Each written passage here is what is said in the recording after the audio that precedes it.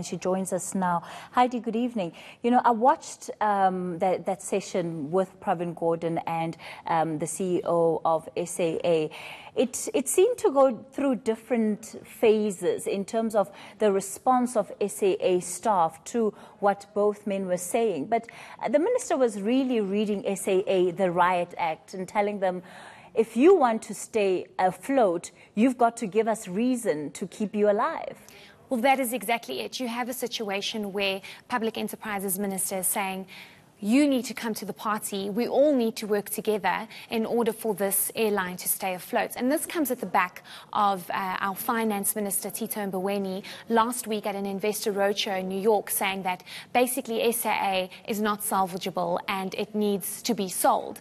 And you heard the Public Enterprises Minister, Pravin Gordhan, saying, it is a good business, it's just run by really bad people. You have a situation where they've lost a lot of market share, they've lost a lot of money, they lost a lot of customers, and they need to go back to the drawing board and try and understand what contributed to that and why the airline is losing so many customers. Is it because of the routes that it shouldn't be taking? You know, Pravin is trying to understand why nothing has been done yet, and the airline is constantly losing money. And this is what he had to say about the airline's market share.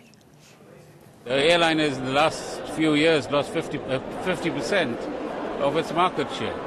This was the dominant airline in South Africa 10 years ago. It no longer is.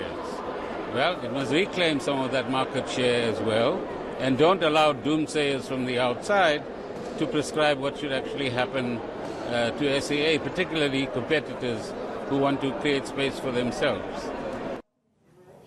Interesting that he's referring to some of those that, of course, have been advocating for the closure of SAA as doomsayers.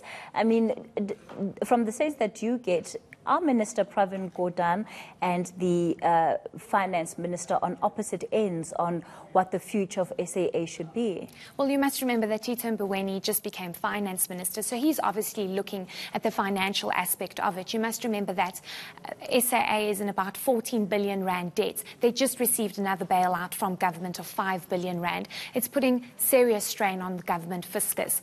SAA is one of the red flags from rating agencies about how it cannot be given so much money constantly and it's not making any profits. I mean, since 2011, we've seen SAA not being profitable at all.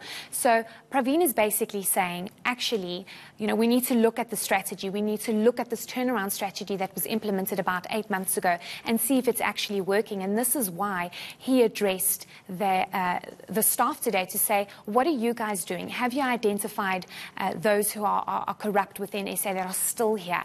You know, what are some of the innovative ways that you are looking at? Then you have Tito Mboweni saying, the books don't look good because we're constantly giving you money and nothing is coming back to us. SAA continues to dig itself into debt. And then you have the situation where the staff is saying, but what about us? What's going to happen to us? And, you know, the question around privatization has also come into play.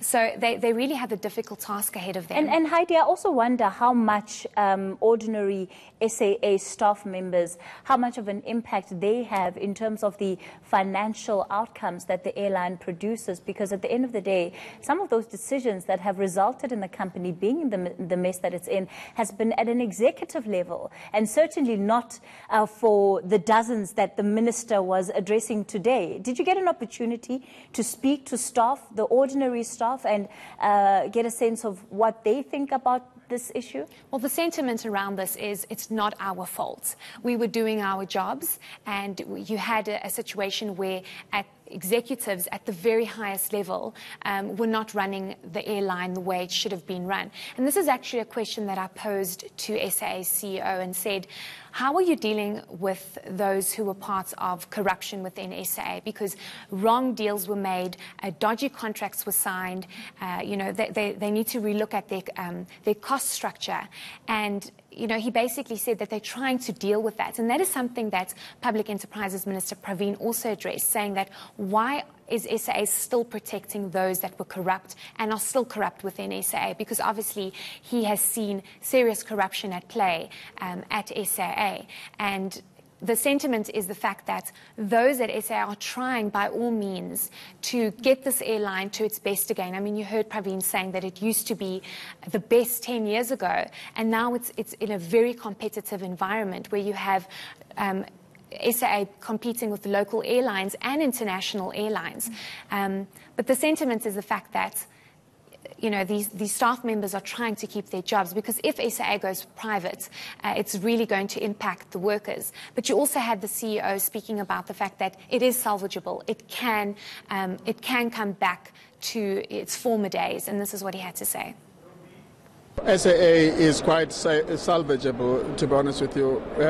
Obviously, it serves a bigger purpose in the continent, in South Africa. It doesn't mean that that contribution must be done on a loss-making basis.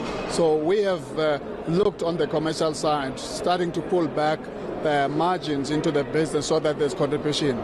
Then the second phase of what we're doing is to deal with the cost of the business. We are reviewing every contract, every spend. We are putting through a very clear process. Where there's malfeasance in terms of the contracts, we deal with it. So the cost of the business are too high. We need to bring the cost within range so that we give ourselves an opportunity to compete. If we get all the support and we get all the people of SAA to work together, which we are working on it every day, it is possible to actually bring the cost within range. We did say to South Africans that it's going to take us 3 years to do this, and there will be no miracles. It's a process. We all have to stand together. It needs investment, it needs commitment and courage to see it through. Well, I guess we'll have to wait for the financials to see whether any of these will actually improve the state of affairs at SAA. Let's leave it there for now. ENCA's Heidi Jokos, she was at that meeting held by Public Enterprises Minister Pravin Gordhan.